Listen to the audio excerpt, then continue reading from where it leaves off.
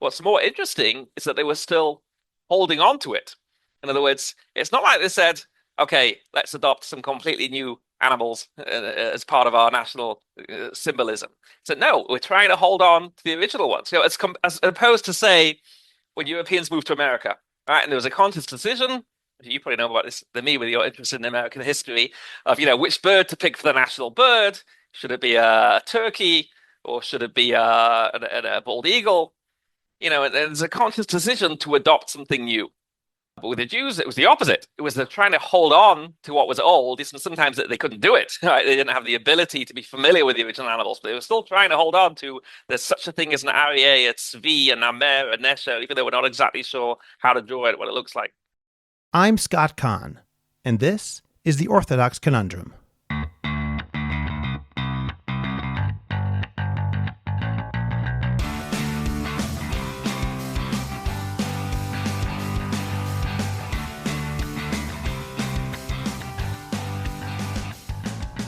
This is the Orthodox Conundrum on JewishCoffeehouse.com. I'm Scott Kahn. We all know that since the very beginning of Israel's war against Hamas, there have been intensive and widespread efforts across the world to undermine Israel's very legitimacy. This has taken place in many different arenas. One of the more surprising and distressing is the frequent denial that modern Jews have any connection with the land of Israel, that Jews are settler colonialists, and that only the Palestinian people are indigenous to the Holy Land.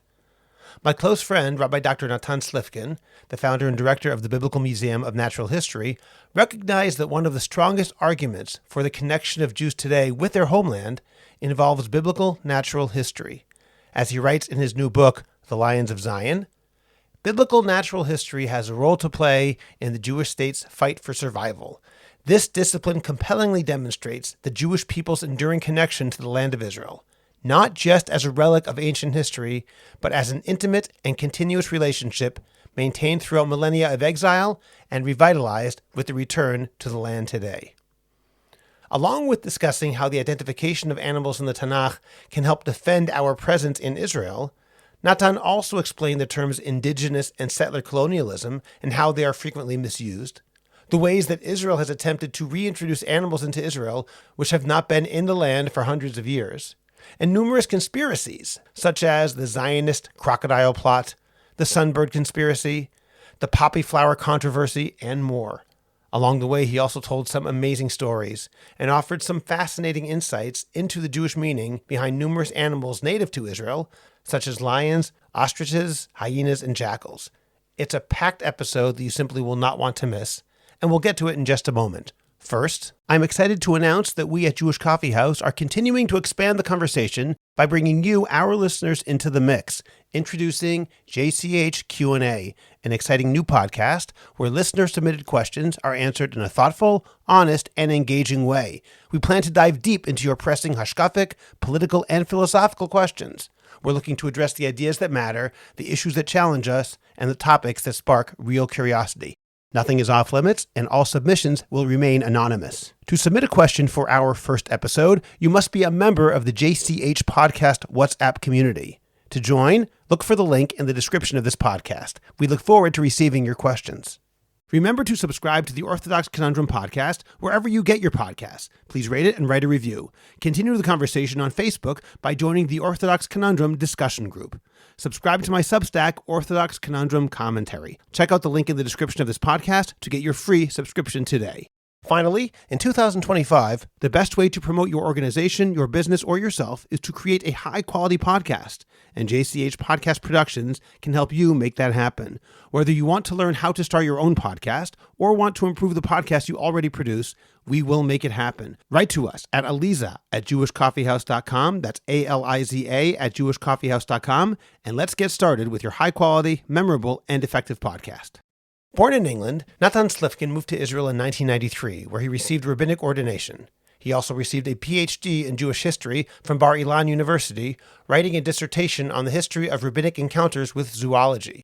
With a lifelong fascination for the animal kingdom, Rabbi Dr. Slifkin is the director of the Biblical Museum of Natural History adjacent to Beit Shemesh, which he founded 10 years ago.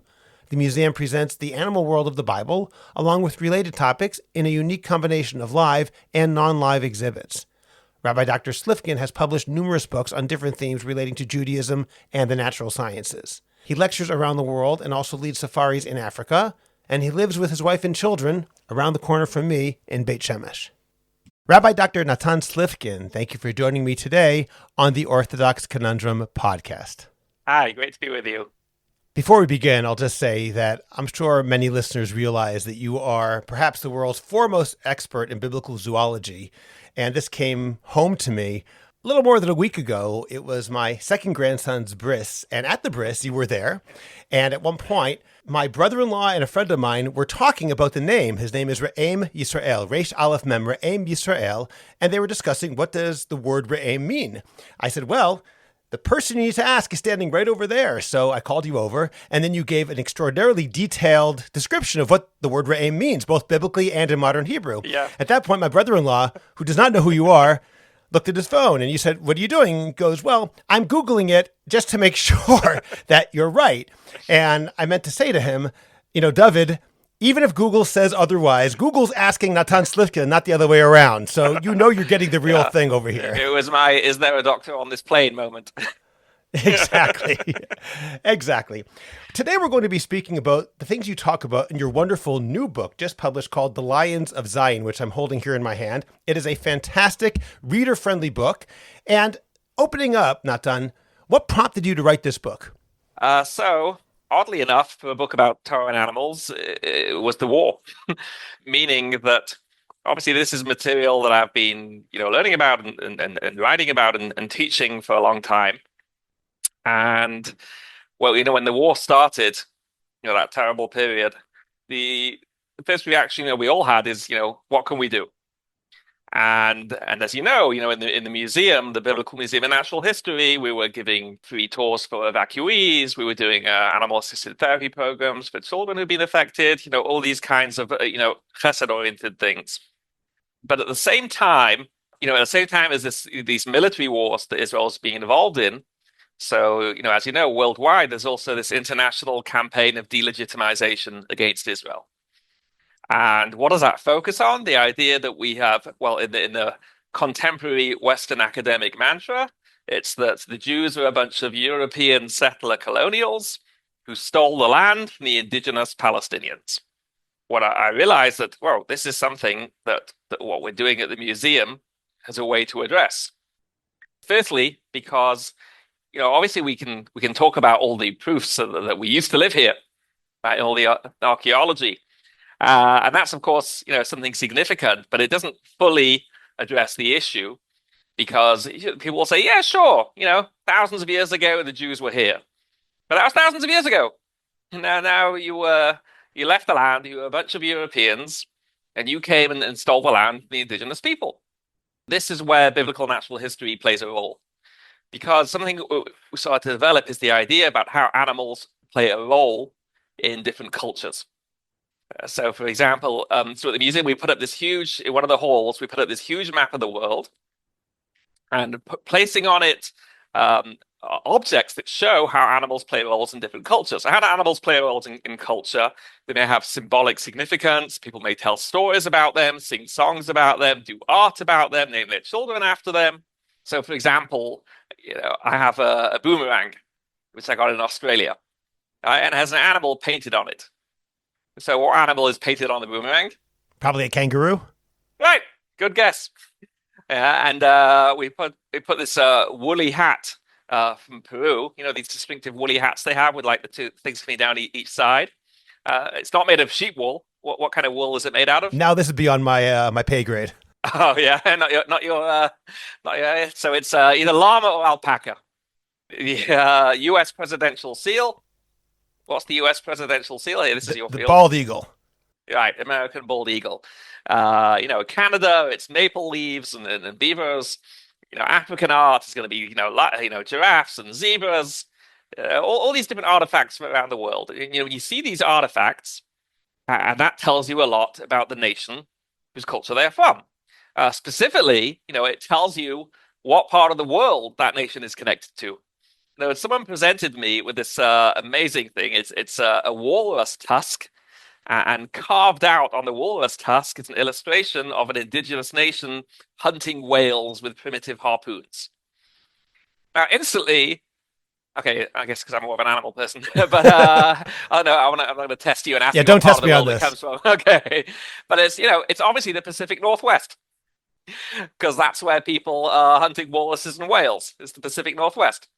And then you think about so what are the animals that are part of Jewish heritage? It's not the chicken soup and the gefilte fish, right? It's the animals of Tanakh which carried through to Europe. And you realize that wow, you think about the one I picked for the title of the book. Well, the book discusses many animals, but the most prominent is the lion, right? So you have, you know, Aryeh, very common Jewish name in Ashkenaz.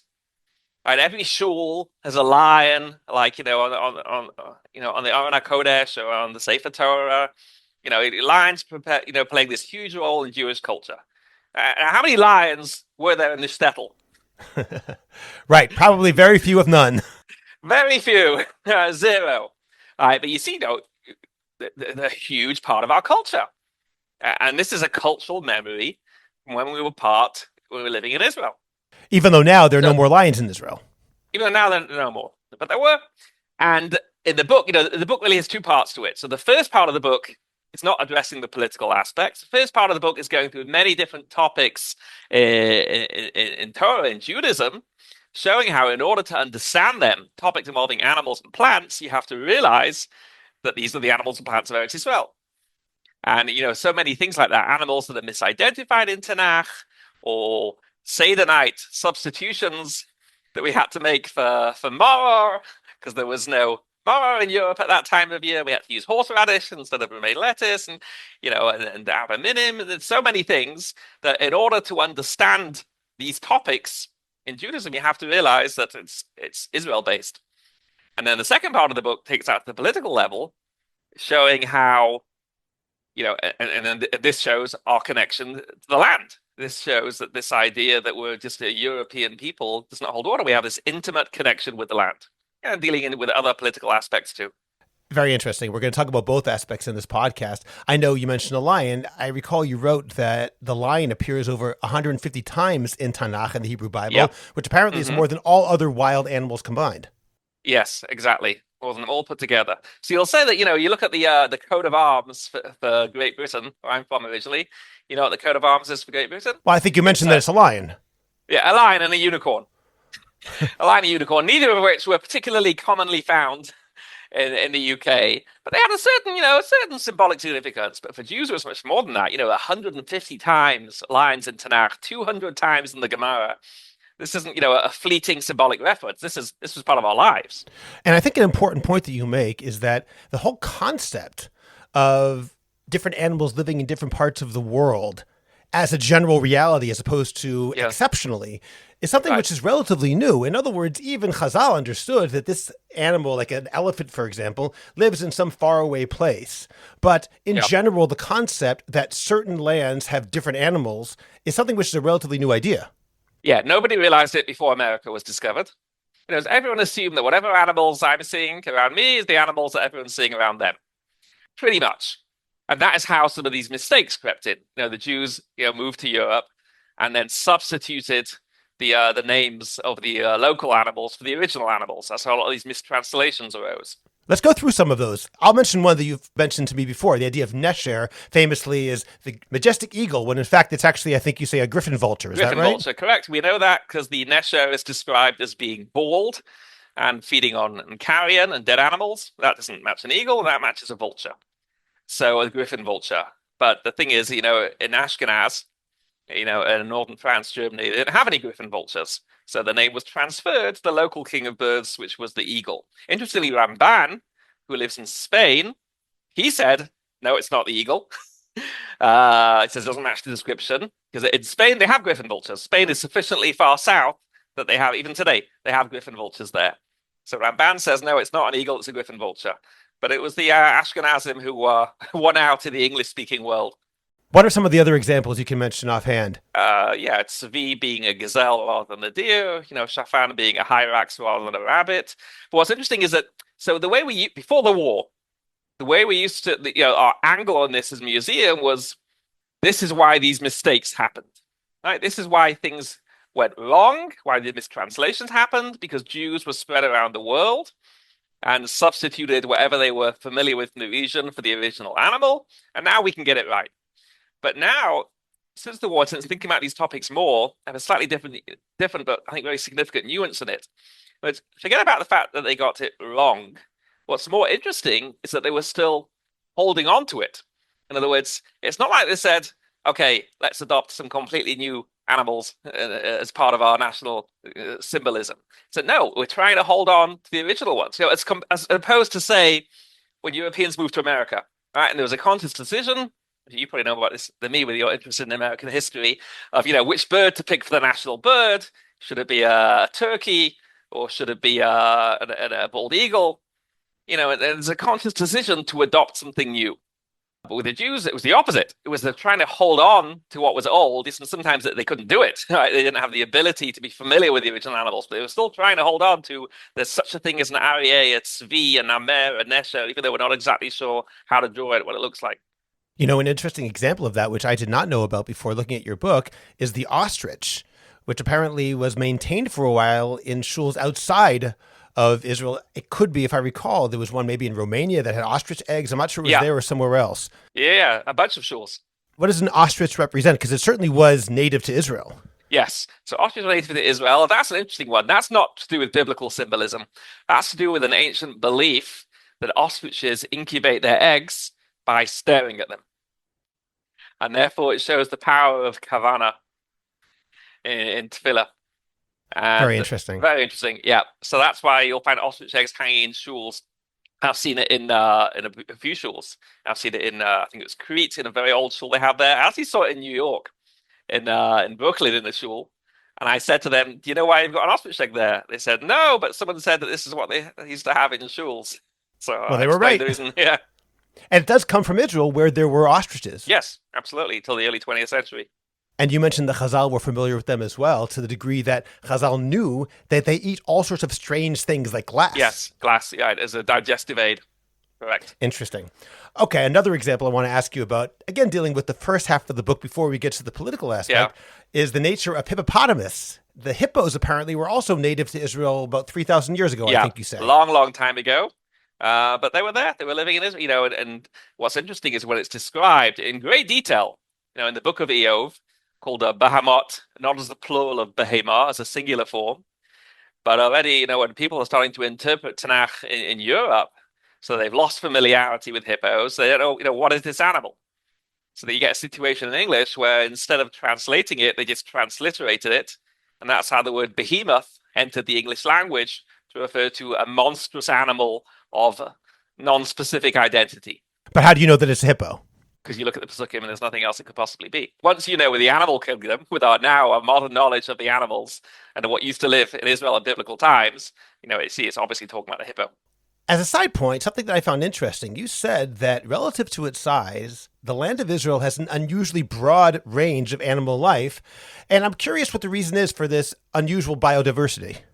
So, as I mentioned in the book, part of it is the idea of Israel being the center of the world, which is often taken as a religious idea, a mystical idea, but it's also a geographic and zoogeographic idea. It's at the junction of the continents, but also in terms of habitats, it has this, extraordinary combination in a small area of a variety of different habitats. So it was like the northeasternmost part of the range of many African animals. It was the most part of the range of many Asian animals. It was the southeastern part of the range of many European animals. So it's a very, unique mix that you got in this part of the world that you wouldn't necessarily have elsewhere. There's something which is really not relevant to our topic, but the story was really engaging. I was wondering if you could talk a little bit about Colonel John Patterson. Yeah, so I put him in this book because he's just such a fascinating figure. Definitely. I know the biography of him is called The 7 Lives of Colonel Patterson. This is a guy who lived 100 years ago, who was made the subject of Hollywood movies because he was a hunter. He's employed by the British Army to hunt these 2 notorious man-eating lions in Tsavo in Kenya. And that's like one aspect of him that's known as this famous lion hunter who managed to kill these lions. But there's this whole other side of him that he was this passionate Christian Zionist who was raised in the Bible, and he believed that what Jews had become in Europe was not all that Jews could be. That Jews could be fighters. Jews could do these things, which many people was like inconceivable. No, that's not what Jews do. Jews are, they're tradesmen. They're tailors. They can't be fighters, but he believed they could, and he made a Jewish division in World War One, and showed that it could happen. The Jews could be soldiers, and it was as a result of that they also prepared a Jewish Legion for World War Two, and really the IDF grew out of that. It was thanks to him. And it sounds like he actually defended Jews from anti-Semitic acts that people in the British Army would do. Yes, there was rampant anti-Semitism. It's actually kind of heartbreaking because he realized this whole terrible, conflict. A lot of it came about because the British empowered certain Arabists within the British Empire, and he really fought against it. There was one particular appointment that Palestine was trying to fight, and he was trying to convince Weizmann of how disastrous it would be. And Weizmann didn't believe him, and really that everything basically spun out from there. But so that was sad. But on the other hand, it was really thanks to him that that Jews started training as soldiers, and that it was possible to create the IDF.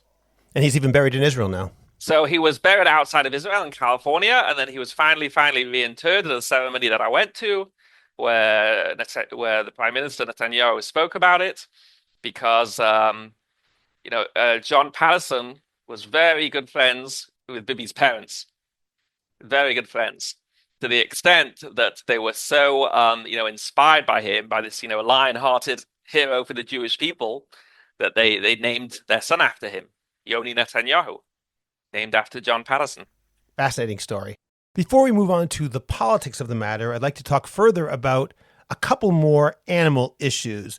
There are some things that we learn through modern zoology and modern study of animals in Israel that help explain biblical narratives that before had been problematic or troubling to some people. One example is I'm putting this in quotes, the foxes that Samson, the 300 foxes that he tied together with torches, which had been extraordinarily controversial among biblical scholars, because how do you catch 300 foxes? And you have an answer to that problem. Right. Now, the problem is, how do you find 300 foxes? If you see a fox, you see one fox. That's it. As solitary animals, maybe you'll see a pair, but that's it. There won't be any more for miles. So Voltaire, one of the early Bible critics, was saying this is a ridiculous story. But the presumption being made that Shual were foxes. When you look at all the descriptions of the Shual in Tanakh, it doesn't match the fox. It's described as it's a symbol of destruction, like with the story of Rabbi Akiva, and it's explicitly described in Tanakh something as scavenging of corpses. And then you come to Israel and you realize, whoa, there's an animal here that looks a lot like a fox, same family, but they travel in huge packs. You can have hundreds of them, and they are renowned as scavengers, as symbols of destruction. And it is a jackal. And you think about the word shual. I didn't mention this in the book, but think about how you would pronounce it if you could speak Hebrew properly, which I'm not even going to try to do, with a guttural ayin, the way that the Yemenites do. And it's the word jackal. It's the word jackal. Wow, that's fantastic. Yeah. I couldn't figure out how to say that in the book. So what happened? You heard it here first, folks. Yeah. Again, as exactly happened with all the other animals. What happened when Bible study moved from the land of Israel to Europe? They didn't have jackals, so the name was transferred to the closest thing they had, which was the fox. Okay, and one more animal I want to ask about: the hyena, which in Disney movies is the villain. The villain, the bad guy. Yep. But you have a lot to say about hyenas that's not about them being bad guys. Yeah, I'll just elaborate a little bit more than I have in the book even. So, hyenas are renowned as villains, like in The Lion King. They're villains along with lions that speak with British accents. And people hate them. What's interesting is that the Gemara, discussing whether hyenas are dangerous or not, uses a very interesting phrase. It says, on the whole, they're not dangerous. The ones we have in Israel, striped hyenas, are much smaller than the African hyenas that usually attack people. But the Gemara says, yeshlo sha'a. It has its moments when it's dangerous. Rare occasions they can be, I know, of one hyena attack. And this phrase, yeshlo sha'a, it's a very curious phrase. It's a very rare phrase in rabbinic literature. But it does occur significantly in Pirkei Avot when it says, "Don't be disparaging of anything in the world, because everything has its moment, everything has its role." So I thought it's very apt that that's a phrase that appears with the hyena, because this is an animal that people think is disgusting, but it has a really significant role. One time I was one of my safaris that I lead in Africa, so we're traveling through the bush in our jeeps, and suddenly I call out, "Stop, stop!" So a really interesting pile of poop. It was white. What animal makes white poop? A hyena. Why? What do they eat that makes their poop white? Bones. Right, very powerful jaws and can crush bones. So it's so ironic that Disney left hyenas out of the circle of life when they have such a crucial role in it. They're the Chevra Kadisha. They're the undertakers of the savannah. So, from the Torah perspective, there's no such thing as a bad animal. Everything has its role in the circle of life. And you also write that perhaps the reason that we see in the Talmud that we put a big rock over a kever, over a grave, may well be to prevent the hyenas from scavenging the dead body. Right, right. And we still have hyenas today. One of the stuffed hyenas that we have in the museum, there's about 200 hyenas left in the wild in Israel today, including in the area around the museum. So one of the hyenas that we have was we stuffed it after a dead hyena was brought in by someone that was hit by a car near the museum. I guess there's only 199 hyenas left in Israel now. 199, right. One thing that you talk about in the book as well is that there have been significant Israeli attempts to reintroduce animals that are native to Israel but have no longer lived here for a while back into the land of Israel. Yeah, and some of those stories are just absolutely the stuff of a legend, like the evacuation from Iran. Yeah, can you quickly tell that story?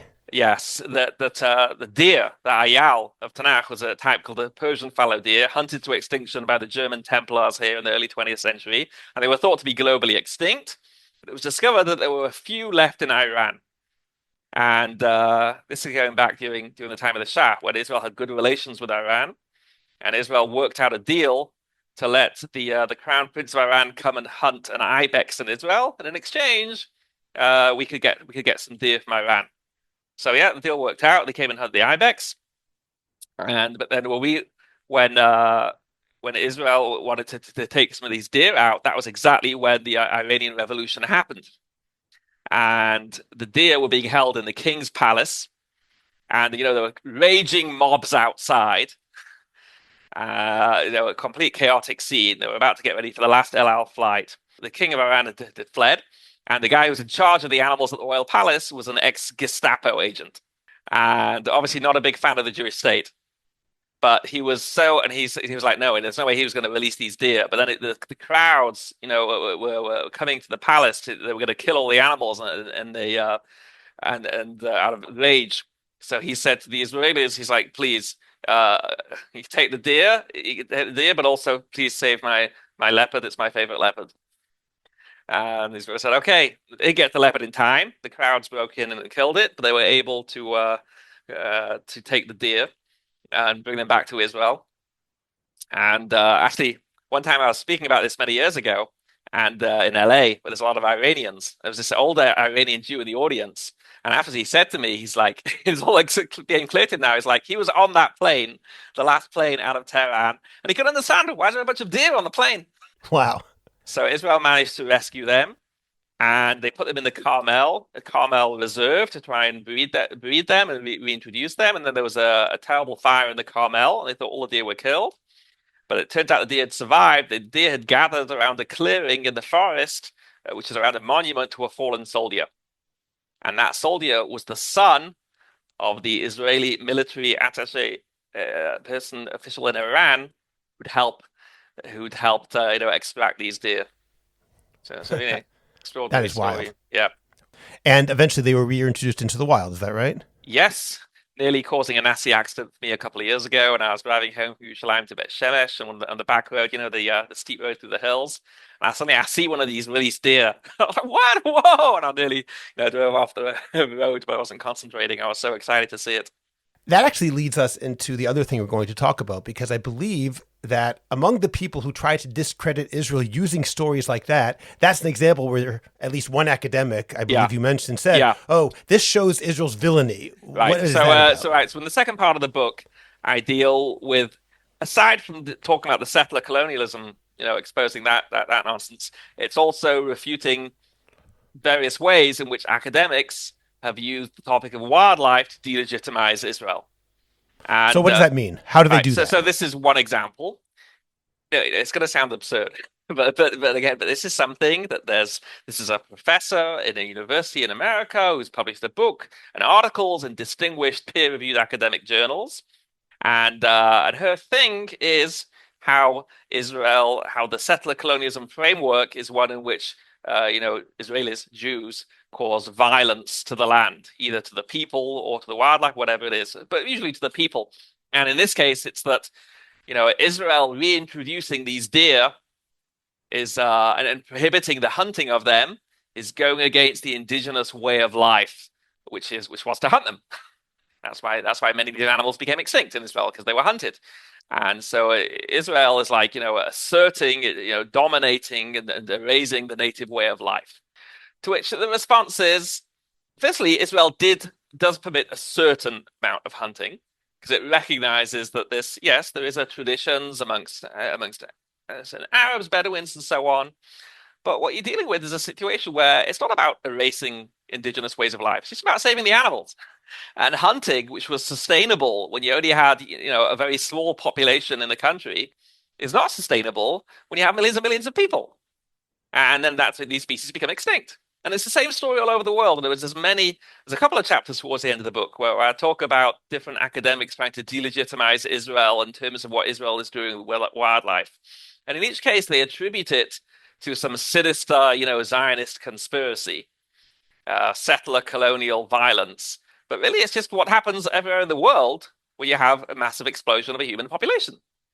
And so another example is the Zatar, which is a huge thing for the Palestinians, and an Al Jazeera documentary about how it's a big Palestinian or Levantine Arab, tradition to pick Zatar, the spice, and Israel made it illegal. And it's about erasing the Palestinian way of life. And the answer is no. It's about protecting an endangered wild plant, and that way of life was perfectly sustainable when you only had a couple of hundred, 200,000 people, 300,000 people living in the country. But it's not sustainable when there are millions of Palestinians doing it because it's just not enough. Essentially, what you're saying is that, like in all these situations we see repeatedly, whenever there's an opportunity to be done the chaf chovah, to assume the worst about Israel, to assume the worst about Jews, yes, they're taking it. Absolutely. And they're not looking at what happens in other parts of the world, which have the same laws, the exact same law in the Arab world too, the exact same laws that Israel does. It's not about erasing an indigenous way of life. It's just about trying to conserve some of nature in the face of overwhelming human development. You've used a couple words now, Natan, which I want you to define if you don't mind. You talked about indigenous, and you also talked about settler colonialism, and perhaps we can define colonialism in general in the context of defining that. So we've heard these words many, many times, yeah, but I think it would be instructive if you explained exactly what they mean. Okay, so the truth of the whole thing is a bit of a, what's the word? A bit of a red herring. Because indigenous, what does it exactly mean? What does it really count for? Who's indigenous? Are you going to say that white Americans are not indigenous to America, and so what? And who's really indigenous? Well, people on the progressive left are saying that in increasing degree. Right. And who is indigenous? So they took it from the Native Americans, but the Native Americans are not a single entity. It's many tribes who are fighting each other viciously to the death for many, many centuries. So virtually every land that any people controls, they took it from someone who in turn took it from someone else. So it doesn't really count for very much. But still, I say that in the book. It doesn't really count for very much. But in people's mindset, it does. And there's this idea that the indigenous people, it's a very romantic idea, right? Like it Dances with Wolves. Right? The indigenous people are the ones who are like connected to the land. And then you have the European settler colonials who come, and it's not just that they take it away from them or they take control of the land, but they harm nature, they abuse, they exploit. And this whole paradigm is really, again, it's a false paradigm to begin with. Like I say, everyone conquered the land for somebody else. You think about Dances with Wolves. Right? I loved that movie when it came out. Loved it. Fantastic movie, right? But it's the indigenous Native Americans with their ways of hunting buffalo, from horseback, and then the whites come and they just kill so many buffalo. It's very, very gross oversimplification. There was no traditional Native American hunting of buffalo because they didn't have horses. It was the Europeans who brought the horses. The Indians couldn't do that. The path, sorry, they didn't have horses. So, there's a lot of a gross oversimplification and so on. But even if you want to take that, right, even if you want to work with that paradigm, so, but with the Jews, it completely breaks down because again, you look at the Jews, we were connected to the land. We weren't coming to some foreign land. It's not just that we had to survive. As people say, what is the justification for Israel? So part of it is survival. We weren't going to exploit anyone. We were being massacred in Europe, and we needed somewhere to live. But then it's not okay. And to be noted, it's an important point that literally no place was taking Jews including in the aftermath of World War II. Right. There was one place where the doors were open. Nowhere else to go. This was the only place that was politically possible, that was open that we can move into. But beyond that, it was a place that we had this historic, tremendous connection with.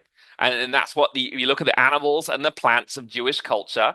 You see, the whole of Judaism only really makes sense in this part of the world. So that's why we came to this land. And then, but I felt, as I started preparing this book, I felt it was only, intellectually honest to look at the other side of that. So what about for Palestinians? What about the animals and plants that are part of their culture? And, what does that show about their connection to the land? And again, and I make this is a very tricky point. I make it very clear in the book. This has nothing to do with human rights.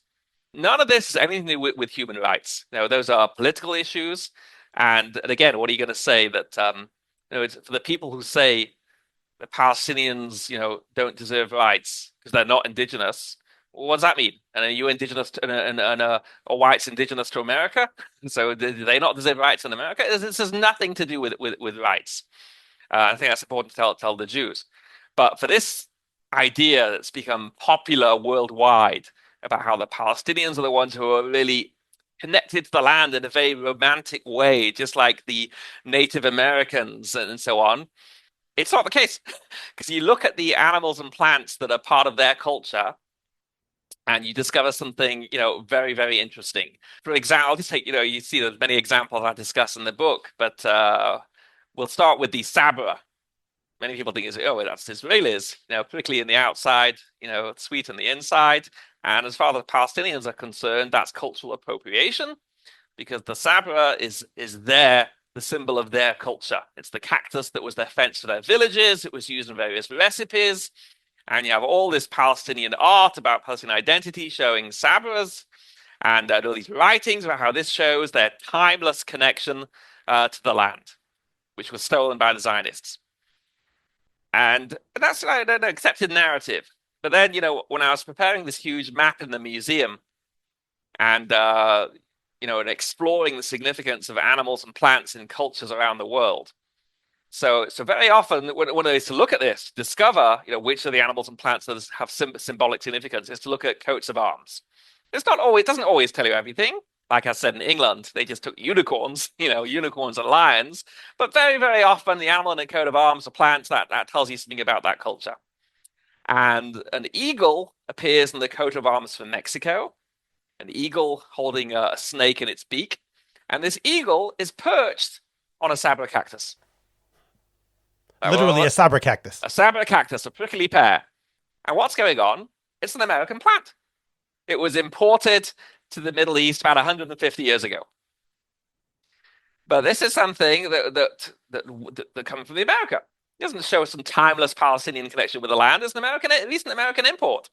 And you want to talk about cultural appropriation? Well, it's the Mexican symbol, and they stole it too.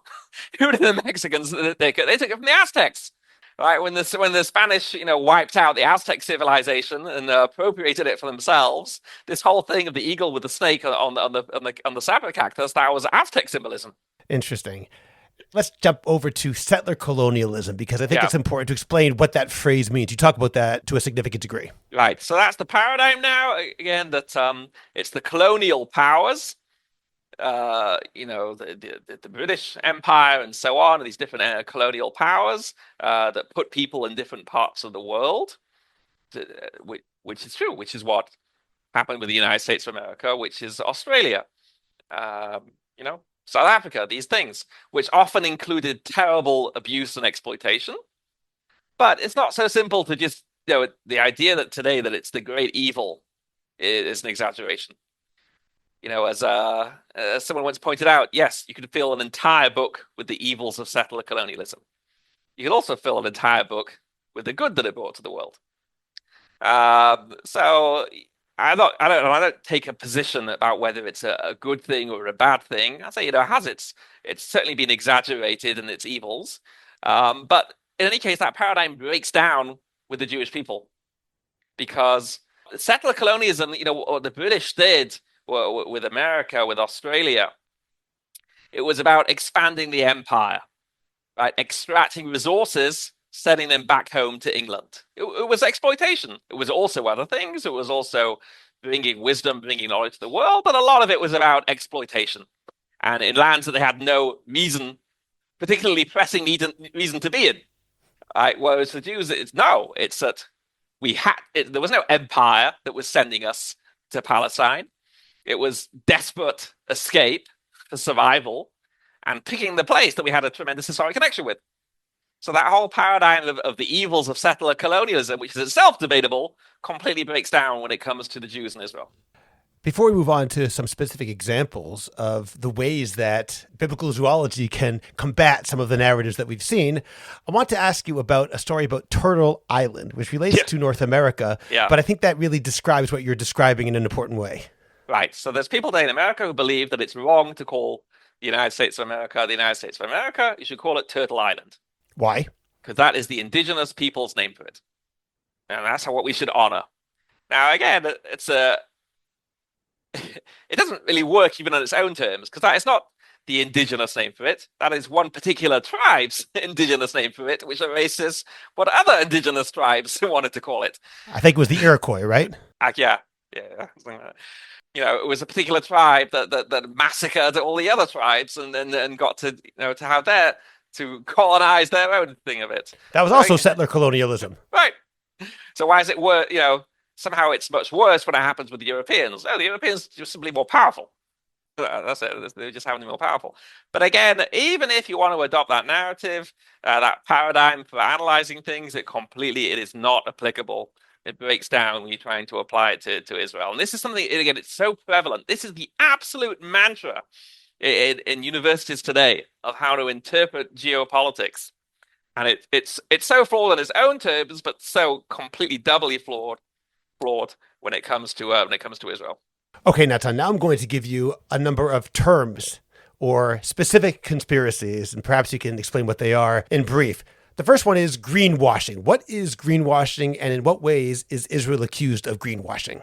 So Israel is accused of greenwashing because, like, same as pinkwashing, that every time that Israel does something, good for conservation or promotes its efforts in conservation, the idea is that it's just trying to cover up for its atrocities against Palestinians. And again, that's an idea being done like half-chov. Okay, what is the sunbird conspiracy? Oh, that's a good one. I'm proud of that one because that's one that I personally exposed. And again, it was just breathtaking to me when I discovered this. Literally, I was short of breath. How is this lie being spread so widely and no one's really discovered it? So the story is as follows. Here's a great way of introducing it. Remember that the raid by the border police and the bookstore in Eastern Jerusalem? Yes. There's a question of, was it a smart thing for the police to do? Was it not a smart thing to do? I don't think it was smart. I think it was stupid. All right. But putting that aside, what was the and everyone said, what was the incendiary terror-promoting literature they found in the end? So what was it? It was a children's coloring book. And everyone says, oh, what a ridiculous story. Yeah, maybe it was ridiculous. Maybe they shouldn't have done it. Let's take a look at what this storybook was. This children's coloring book. Sorry, a coloring book. It was a coloring book about From the River to the Sea. And it's a South African children's coloring book published in solidarity with the Palestinians. And the book, describes suicide bombers as heroes, and it praises the Intifada as a fight for justice and freedom that children should learn to emulate, and so on. Clearly a terror-promoting book. But what's particularly interesting to me is it's a coloring book. So what are they coloring? They're coloring all the things that have symbolic significance for Palestinian culture, that represent Palestinian identity. And you see that's what's on the cover of this book, which I reproduced in my own book. Every single one of them is the sabre cactus that we discussed, and another one is the sunbird. All right, the sunbird is the official bird of the state of the Palestinian people, the Palestine sunbird. Beautiful bird. I don't know if you notice them, but they hang out in our street. It's like a hummingbird, right? The turquoise bird. Very, very beautiful, pretty little bird. But why is it the national bird of the Palestinian people? So if you look on online, there's many, various websites discussing this, and it's because of something that the Palestine Wildlife Society exposed, which is that and successfully fought against, which is that this bird, its name in English is the Palestine sunbird. The Zionist settler colonial enterprise wasn't very happy about that because they want to erase Palestine. So Israel, the Zionists tried worldwide to get the name of the bird officially changed. That it would no longer be called the Palestine sunbird as part of their campaign of erasing Palestinian identity. The Palestinian Wildlife Society and others activists mobilized against it. They were able to prevent the bird from getting its name changed. And this was such a symbol of Palestinian resistance against genocidal Zionists that it became the symbol of the Palestinian people. And for those trying to print Palestinian passports, it's the bird they use. It's the official Palestinian bird. That's the narrative. Okay, so that's their story. It's a very powerful story. That's the narrative. It's a very, very powerful narrative.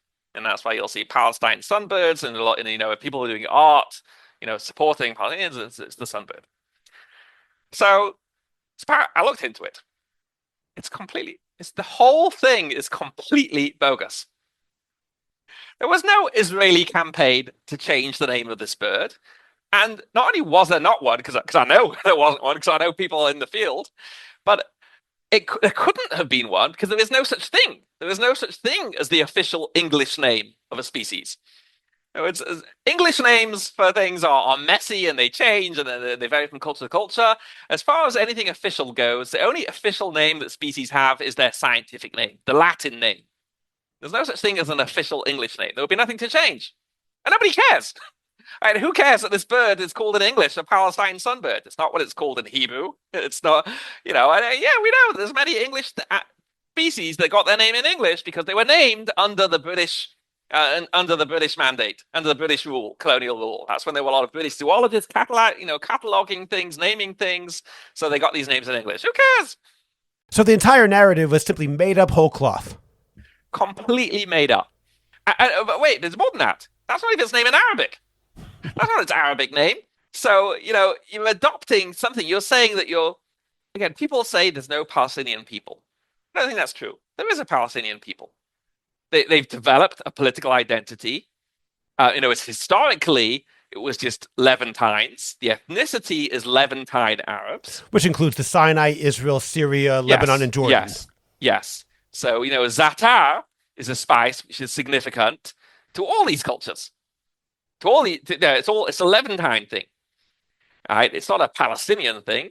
It's a Levantine thing. Sunbirds, which are a Palestinian thing, is some completely modern narrative around a fake struggle against a completely fictitious Jewish desire to eradicate Palestinian identity. And with all these things, all these different animals and plants and things that appear, as symbols of Palestinian culture, discussed in academic literature, I went through them one by one. And in every case, either it's something that's common to Levantine Arabs as a whole, or if it's something that's specific to Palestinians, its only significance is as part of a struggle with Israel. And that does not bode well. Yes, it's a distinct political identity. But when your entire identity is just based on fighting against the Jews, very often with fictitious elements, that does not bode well. You're not gonna, if you build a country based on that, oh boy, we're in trouble. So I'm going to give another example, which you talk about. The challange, the red poppy flower. Yeah. Tell us about that. Again, same as that. It was their flower, and the Zionists stole it and made it their national flower. It has the same colors as the Palestinian flag. That's why it really is a Palestinian flower. Right. Israelis adopted it because it's a beautiful flower that you see all over Israel at this time of year. Dafka, actually, Israel does not use it for remembrance. because it was the British, because that's symbolism, because the British were using it for that. And that has to do with World War One and Flanders Field and so on. But again, there's no cultural appropriation going on here. Let me ask about another one. You describe something called, or you call it, the Zionist crocodile plot. Yeah, that was just again really absurd. The idea that in this academic paper, which was supposed to be developed into a book, that the colonialists were responsible for the collapse of the crocodile population in Israel, which Israel unjustly blames on the indigenous Palestinians in signage at the zoo in Jerusalem and so on. And again, yes, the very last two or three crocodiles were hunted. It was a colonial effort to hunt them for trophies. Not Jewish colonialists. This is already the non-Jewish colonialists, the colonial powers. What year was this? This was in the very early 20th century, like the 1912 or something like that. But the crocodile population was already doomed, being hunted to extinction by the Bedouin. But again, that was not about. But not that I'm blaming them.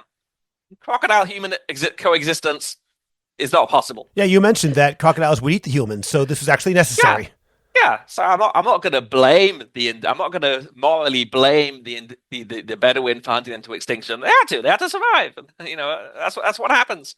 But beyond that, the fact that this author is constantly referring to this Bedouin tribe as the indigenous people, and to the Zionists as the settler colonials. This particular Bedouin tribe, they were black. They were African immigrants who came to flee persecution in Africa about 200 years ago. So why do Africans fleeing persecution in Africa coming to live here become indigenous Palestinians, but Jews fleeing persecution in Europe and coming to live here are not indigenous and are described as settler colonial? All terms of discussion make no sense. But the biggest tragedy is that almost all of these anti-Israel academics that I analyze, they're all Jewish. They're all Jewish. Some of them are Israeli. It's the saddest thing. Yeah, you mentioned one, Iris Braverman or Braverman. Yeah. Who you say is probably the worst of all of them, and she's Jewish, actually an IDF veteran. Yep. It's very disturbing. And so, when I was researching this book, this was very, very upsetting and disturbing. And I looked into, it turns out that self-hating Jew is not just a figure of speech. It's a psychological phenomenon. There've been books written on it. The reasons for it are very interesting. The whole psychology behind it. It's a very tragic phenomenon. Certainly. Natan, as we're ready to close up right now, I want to ask you if you have a message that you want people to take out of the book. If there's one in particular about wildlife and the land of Israel that you want people to come home with, if they could summarize that, what would that message be? I would say two things. Two things that left me inspired from this journey of writing the book. Number one was there's certain things that, the academic edifice sounds so imposing. It sounds so authoritative.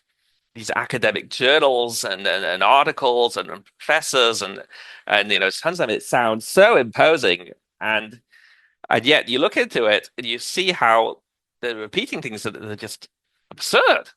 And there's just no basis for this. But one person says it, then it gets repeated. The idea that the JNF colonized the land of Israel with European trees instead of indigenous trees. It just gets repeated again and again and again. And everyone's copying it from Ilan Pape, who made it up. It's not true.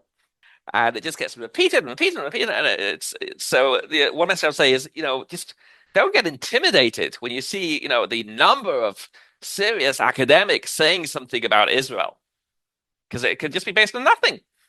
So that's one thing. And the other thing is that the stories I discovered, which is so powerful. We didn't even get into discussing dates, which I think was one of the most powerful stories in the book. So emotional, how with the Romans and how they I can't go into it now, but the whole thing with the date palm and how the Romans used that symbolism to show their destruction of Judea. And now, 2,000 years later, the Romans are gone and we're back, and we restored, we brought back the original Judean date palm that was extinct, that we found the seeds in Masada. It's just these are such inspirational stories.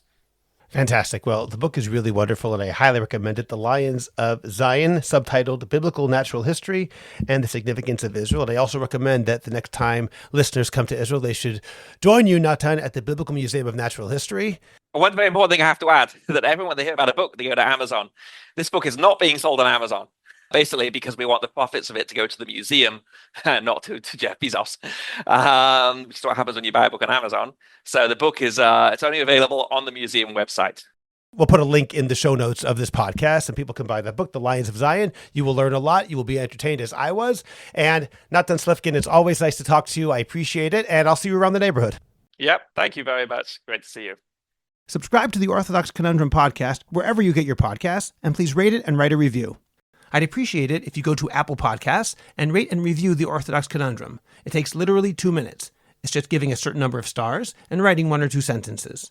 Please like the Orthodox Conundrum podcast on Facebook and join our growing Facebook group, the Orthodox Conundrum Discussion Group, where you can feel free to discuss issues in Orthodoxy in an honest and friendly environment. Subscribe to my Substack, Orthodox Conundrum Commentary. Check out the link in the description of this podcast to get your free subscription today. Finally, do you have a message that needs to get out? Do you want to promote your business, your organization, or your cause? The best way is by producing a podcast, and Jewish Coffee House can make it happen. I have experience producing hundreds of podcasts, both for myself and for satisfied clients. Whether you want to learn everything you need in one day, or relax and record and let me do the heavy lifting, Jewish Coffee House Productions will work with you to make it happen and make it even better than you imagined. Let me help you today. Write to us at aliza@jewishcoffeehouse.com. That's ALIZA @jewishcoffeehouse.com. And let's get started with your high-quality, memorable, and effective podcast. I'm Scott Kahn. This has been the Orthodox Conundrum on jewishcoffeehouse.com.